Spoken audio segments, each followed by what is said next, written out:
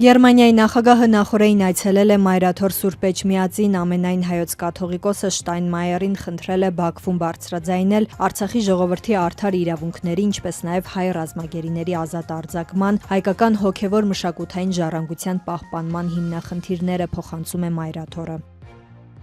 Երևանից հետո Գերմանիայի նախագահը մեկնել է Բաքու, հանդիպել է Ադրբեջանի նախագահին։ Իլհամ Ալիևն ասել է, որ խաղաղության հասնելու հարցում Հայաստանի ու Ադրբեջանի դիրքորոշումները բավականին մոտեցել են։ Շտայնմայերն իր հերթին ասել է, որ մեծ հնարավորություն է ստեղծվել խաղաղության համաձայնագիրը վերջնական տեսքի բերելու համար։